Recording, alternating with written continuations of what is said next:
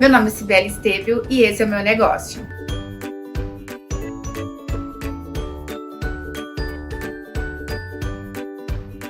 Já sou uma cuiabana nata, mas de coração cuiabana. Mas eu sou paranaense, né? Lá de Rio Negro, mas já moro aqui há mais de 20 anos. Já me considero realmente cuiabana. Seus pais são de onde? Meus pais também são paranaenses, meu pai já é falecido, minha mãe mora aqui em Cuiabá, mas também é da região sul. Como foi o início do seu negócio? O meu início foi da época do Orkut, né? Eu acho que algumas mamães, algumas pessoas vão lembrar, né? Então, eu tive minha primeira Ana, né? Eu tava recém-falida, né? De um negócio que eu abri no shopping da cidade e não deu certo, fali literalmente. Fiquei muito endividada, eu engravidei logo depois. Então, foi aí que eu descobri realmente esse mundo. Na época até tinha o Orkut, não existia o Face. E através de lá eu tinha comunidades que eu conseguiria trocar, porque como eu ganhava algumas peças da minha filha, eu conseguia trocar por peças maiores. Então eu descobri comunidades onde a gente fazia esse tipo de comércio, né? Aqui em Cuiabá era muito pouco, conheci algumas pessoas que são amigas minhas até hoje, mas era muito de São Paulo, desses grandes centros. Então a gente tinha o que a gente mandava através de foto, mandava o que a gente tinha, mandava para elas escolhiam, eu quero esse lote. Aí elas mandavam o que elas tinham. Mas nesse tempo, algumas foram bem bacanas, mas eu recebi até pedra. Por quê? Porque na época a gente tinha que escolher, eles mandavam foto, mas a gente também não sabia se era real. E na época era tudo via correio. Pra gente saber, a gente tinha uma noção da quantidade de peso do que viria na caixa. Então, quando eles mandavam no correio, aparecia a pesagem, então a gente sabia, 2 quilos de mercadoria, opa, dá mais ou menos do que eu pedi. Então, era uma troca justa. Então, para poder dar o peso, veio pedra. Né? Então, assim, era o nome fictício das pessoas, a gente não tinha um telefone, não existia WhatsApp, não existia nada disso. Então, e aí como? A gente realmente perdia, porque dela mandava o comprovante do correio e você mandava a sua caixa, então você sabia que estava chegando alguma coisa. E daí gerava toda aquela expectativa, e quando vinha, a gente abria, era pedra, com um bilhetinho às vezes dentro, sabe? Aí a gente relatava nesses grupos com relação a golpe, né? De todo mundo se ajudava. Para realmente, porque a gente eram mães, a gente às vezes até então não pensava em fins lucrativos. Você queria ter produtos bons para você usar realmente, eu na época na minha filha, porque eu não tinha, até por estar literalmente ali endividada, eu não tinha condições de comprar nem produtos mais baratos e nem os mais caros principalmente. Então através desses grupos que a gente conseguiu comprar uma peça de grife, alguma coisa que era uma qualidade, então a gente cuidava, zelava. Na hora que a gente às vezes fazia essa troca, até rendiam mais peças. Então essa que era a vantagem. Em nenhum momento eu idealizava ainda ter essa loja. Então minha filha, quando ela entrou para a creche, quando eu consegui ter a oportunidade de poder trabalhar, né, eu consegui ter uma empresa que vendia determinador de umidade, não tinha nada a ver. E era até na parte administrativa. Nunca tinha até então trabalhado com vendas. E nessa empresa, no último ano que eu fiquei lá, eles me deram uma oportunidade, né, de mudar da parte administrativa, e foi aí que eu peguei, acho que a alma realmente de venda. Então eu trabalhava, eu pegava, daí como eu trabalhava o dia todo, à noite eu conseguia fazer essa outra parte.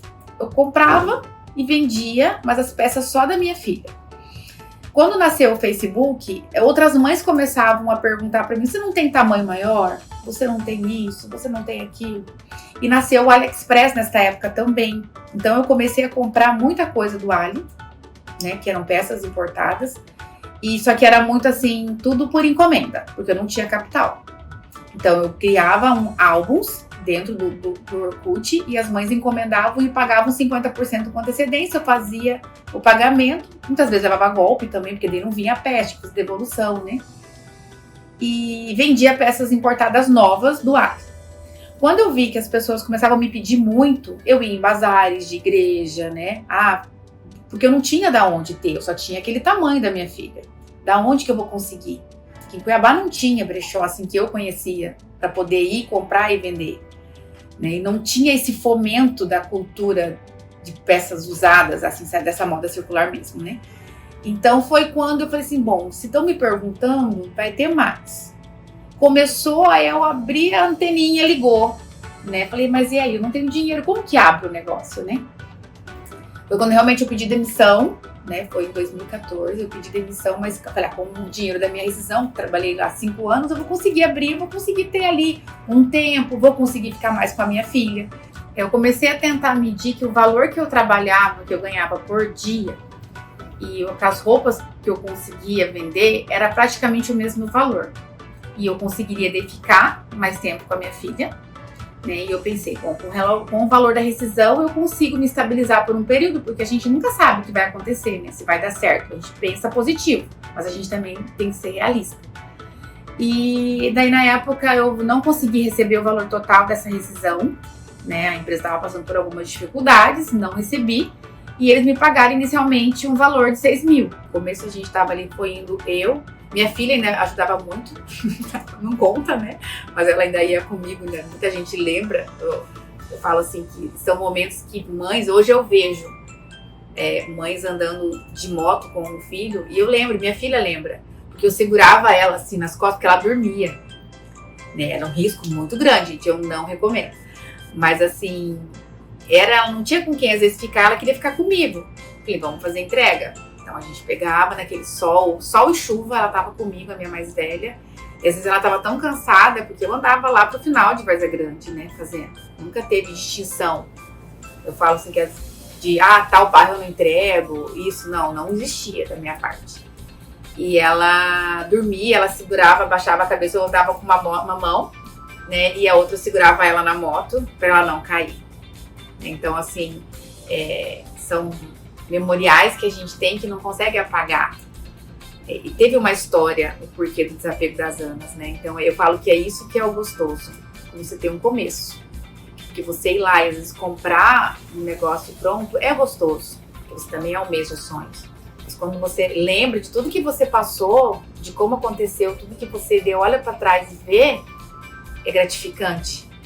Mesmo que tenha, porque não é só flores, tem os espinhos, né?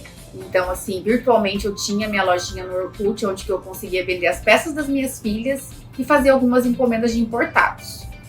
E eu consegui analisar por cima, né, macramente ali, que o valor que eu ganhava, eu conseguia trabalhar menos, né? A gente acha que vai trabalhar menos, mas eu conseguiria ficar com a minha segunda filha.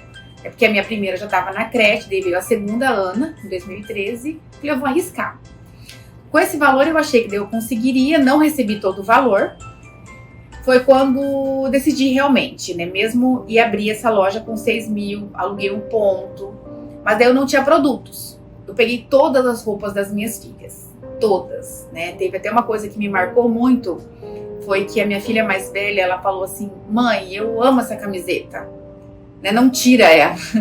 Eu falei, filha, eu vou te dar muitas outras camisetas, mas agora eu preciso da sua camiseta. E eu falo que até se emociona porque a gente viveu isso realmente, né? Então eu era meio exagerada por compras, sabe?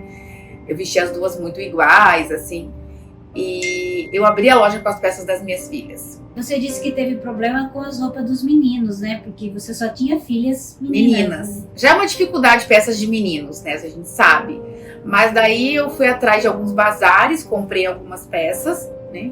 E falar assim, eu sabia como comprar? Não sabia nada, tudo era muito novo, né? Eu sabia por conta do que eu já fazia com as pecinhas minhas, mas assim, do dia a dia mesmo, nada algo profissional.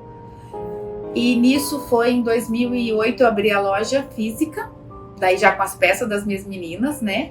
Lembrando que foi num bairro aqui em Cuiabá, né? O CPA, né? Foi no CPA 1, tá? E até eu mantive o nome Desapego das Anas por conta das minhas Anas, né? Porque uma chama Ana Teodora e a outra chama Ana Beatriz.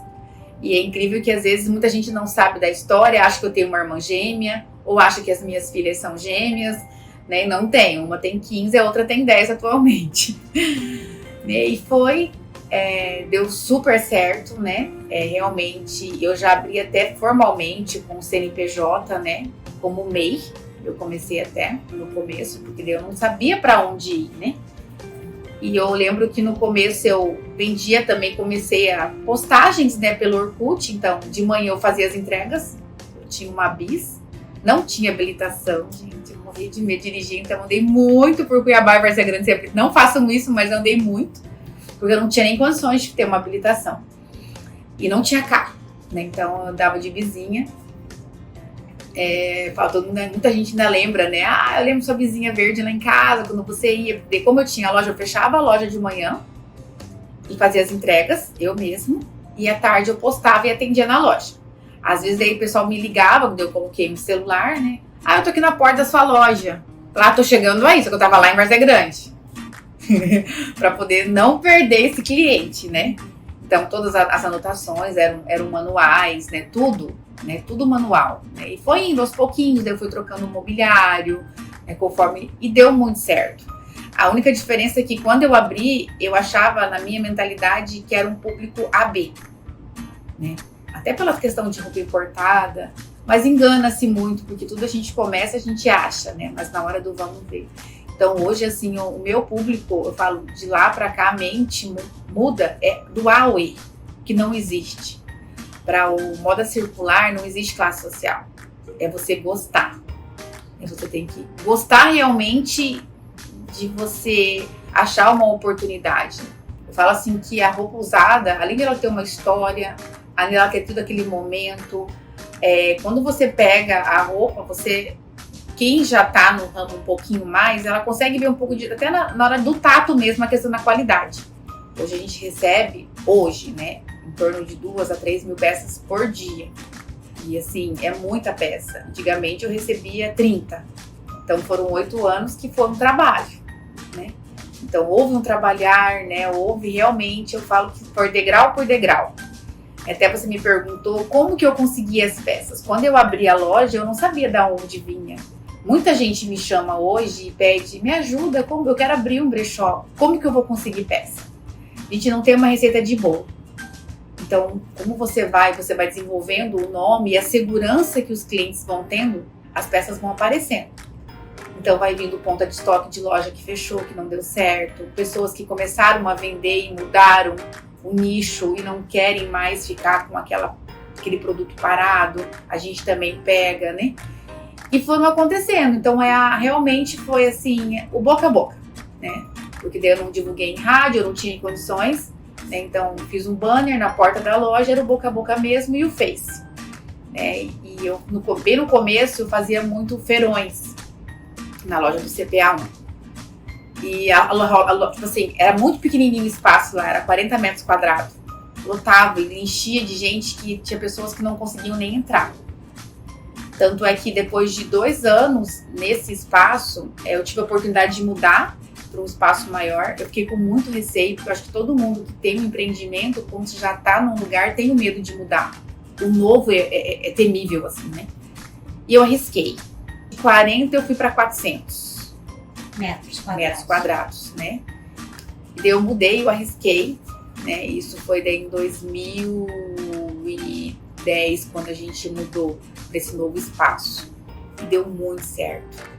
Você iniciou o seu negócio com quantos colaboradores? Só eu. Aí depois eu peguei mais uma moça que me ajudava e era 3 vezes na semana meu período. Aí depois foi todo dia à tarde.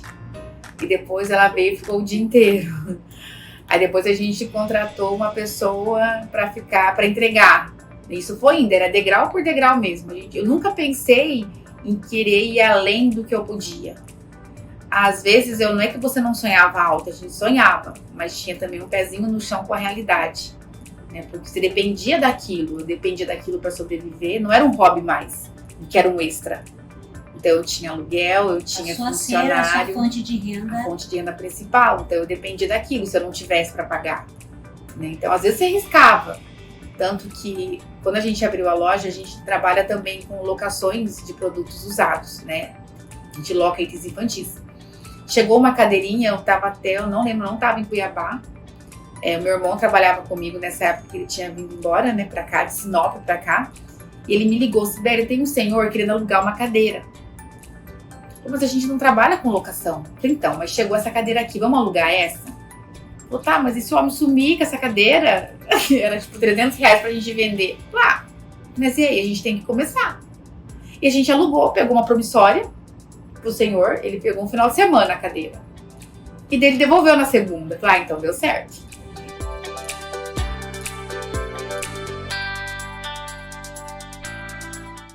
A segunda loja, ela veio na pandemia, Acho que todo mundo até teve entre abrir a segunda loja, veio a pandemia, que foi um momento muito difícil, acho que para todo mundo, né? Eu lembro que foram os 3 primeiros dias, acho que foi um caos. Eu não dormi, porque eu tinha ali 8 pessoas que dependiam de mim. Falei assim, e agora, eu vou fechar? Não, né? Foi os meses que a gente mais vendeu. Foi os meses que a gente mais cresceu. Mesmo que a gente não recebia clientes, a gente, internamente, a gente criou algum sistema para que... Eu lembro que a gente não precisou nem reduzir carga horária, né? Não precisei demitir, a princípio, demiti uma pessoa só do quadro, mas eu não precisei demitir mais pessoas, né? O que era temível por todo mundo, porque não sabiam, ninguém sabia o que ia acontecer. Então foi um período que eu mais vendi, que eu mais tive ali uma ajuda, porque a gente fazia uma equipe, trabalhava um dia, outro dia, porque a gente não sabia o que era, o que estava acontecendo, né? O que era esse vírus.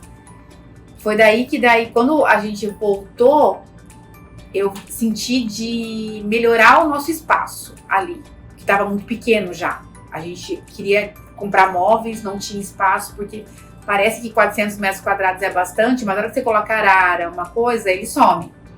Eu até procurei outros imóveis no CPA e não achei como eu queria. Fora que o valor era muito alto. Falei, não, então eu vou fazer o seguinte, eu vou ficar aqui, e fui para Várzea Grande. Né? Eu sou evangélica, assim, então eu pedi muito para Deus para não dar um passo maior que a perna mesmo, sabe? E eu achei um espaço lá certinho, tudo certo. Eu falei, bom, se for para ser realmente, vai ser em Várzea Grande a segunda loja, então. E eu falo, como sempre, Deus esteve comigo, que no dia que para assinar o contrato, ele me pediu um fiador. Tava tudo certo. E eu falei, não, eu não concordo em ter um fiador. Né, porque, biblicamente, isso é errado. E eu falei assim, então tá. Então, não deu, eu voltando um dia embora. Eu tinha sido contemplada numa moto que eu não sabia. Há 3 meses já. Eu vim pegar minha moto e eu passei na frente desse salão. Vim ver mentira. Eu vim ver um da lateral aqui, na rua do lado. Eu olhei e falei, nossa, mas tá bom. Liguei, o cara me falou o valor. E eu passei na frente aqui, na hora que eu vi, eu falei, é esse salão. Liguei na hora, ele mandou as fotos. Eu falo, quando Deus está no negócio, não tem como. E eu pedi, foi tudo acontecendo, deu certo, desde um aluguel, desde a assinatura de um contrato, as coisas foram realmente acontecendo. Então eu mantive a loja, eu consegui contratar pessoas, elas foram treinadas e capacitadas na loja de CPA, né, para poder abrir a loja aqui, já todo mundo já, a loja de fechada, as pessoas queriam comprar. Daí a gente estava montando, que era muito quente, né, então ficava com a porta meio aberta ali, a gente também não conhecia a região. Então, e foi dando certo, né? Foram acontecendo e daí a loja aqui vai fazer 2 anos agora em setembro. Nós estamos em 2023, em 2021 que a gente abriu. No começo até eu fiquei, depois a gente fecha do CPA e fica só a Cada Miguel, mas não houve essa necessidade. Quem inspira você? É minha mãe. Totalmente, não tem como. Primeiramente falo que Deus, mas aqui é minha mãe. Ela conseguiu criar os 3 filhos, né, de uma maneira totalmente saudável, né, estudou, se formou como pedagoga, né, e hoje já está até aposentada. Você já sofreu algum tipo de preconceito no seu segmento de negócio? Muito, principalmente de pessoas mais velhas, de maior idade, porque culturalmente elas estavam habituadas que tudo às vezes se dava, não se vendia, e brechó era de roupa de morto, né? Então, muita gente achava que aquelas pecinhas que estavam ali era de um bebê que faleceu, de uma criança que às vezes, não vou comprar porque esse aqui deve ter morrido alguém, né? E a gente às vezes assim, ficava meio, né, não, mas... Né? E realmente acontecia mesmo, né? De mães que perdiam o seu bebê e traziam, porque elas queriam desvincular pelo sofrimento que elas passaram. Então tem ao mesmo tempo o preconceito de pessoas que vinham atrás de um produto novo, mais barato, né, que de maneira alguma, hoje já compram, já mudaram. Teve uma mãe uma vez que ela me falou assim, eu não compro roupa, minha filha não usa roupa rasgada, eu jogo tudo no lixo. Eu falei, então você não joga mais no lixo, traz pra mim. Tem muita mãe que às vezes não tem. Né? Então assim, tanto é que nessa época que surgiu na época era o baú amigo, onde a gente pegava as peças que a gente não utilizava, a gente começava a pegar o baú. Hoje é um tambor. Então a gente faz muitas doações. Muita mesmo. Porque pode ser um agasalho, um uniforme de uma empresa ou de uma escola. Mas às vezes uma criança não tem. Né? E eu falo assim, eu eduquei minhas filhas usam sim, eu não tenho vergonha de falar. Roupas manchadas e roupas rasgadas. Porque não tem nada demais, né? Aquilo lá não vai fazer diferença na vida dela. O primeiro passo para você tentar abrir um ramo de brechó é gostar. Porque você tem que gostar disso, porque não queira abrir por abrir, achando que dá um lucro. Tudo dá lucro quando você trabalha. Porque você não vai abrir nada para não ter um retorno, né? Então, o primeiro passo é você realmente gostar disso, porque é diferente você abrir uma loja de produto novo, onde você recebe uma nota, você cadastra, você imprime etiqueta e coloca na prateleira. O ramo de brechó ele é diferente porque eles são setores diferentes. Ele tem uma curadoria, né, no início, ele vai para uma precificação individual, cada produto é único, ele não tem o mesmo produto é igual. Eu falo que o brechó ele não é concorrente, porque o produto que eu tenho aqui ele é diferente da minha outra loja. Os pais, eles vêm aqui e vão na outra loja, às vezes no mesmo dia, porque o que eles acham aqui, eles não acham lá e vice-versa, né? Então, a roupa usada, ela não tem concorrente. Qual é o seu diferencial com relação aos outros do mesmo segmento? Bom, hoje a gente trabalha, além de produtos novos, usados, nós fazemos entregas, nós vendemos online, então nós temos entregas todos os dias, por um custo-benefício bem legal, questão de valores. Então a pessoa tem a comodidade ainda de pagar barato e receber na sua casa. Nós temos o setor de higienização, hoje de locação e de assistência técnica em produtos infantis também, tá? E fora, eu falo que além de tudo isso, o nosso carinho, o amor que a gente tem de receber cada pessoa quando entrar aqui, né? A gente já está em processo de formatação de venda de franquia. Então vai ser uma franquia que eu falo que não é que eu quero quantidade, mas ela vai sair de dentro do Mato Grosso para fora. Aqui hoje a gente recebe muita franquia de fora, por conta de falta de oportunidades que a gente teve aqui. Então hoje eu falo que vai sair do papel, né? É um sonho muito antigo meu que engavetou por conta da pandemia por um tempo, mas ela vai sair dentro de Cuiabá. Nós trabalhamos desde o RN até 16 anos, meninos e meninas, tá? Convido você a trazer para desapegar, para você viver uma experiência realmente diferente. Para quem já é nosso cliente, trazer sempre, né? Porque aqui você consegue apegar e desapegar no mesmo lugar, né? Então traga, viva uma experiência diferente realmente. Nessa moda circular, ela é bem legal, ela é bem bacana. Nós temos uma loja aqui na Avenida Miguel Sutil, no Pico do Amor, tá? Que é uma loja realmente modelo, bem mais ampla, com playground, né, com espaço kids. Então ela é bem mais aconchegante, mas também as pessoas amam a loja do CPA, que é onde nasceu tudo, né? Que é no CPA também, com o mesmo horário de funcionamento, né, de segunda a sexta, das 8 às 18 e sábado até às 17. E aqui você encontra pecinhas a partir de R$1,99. Acredite, hein? Olha só, esse body aqui, ele sai por R$1,99.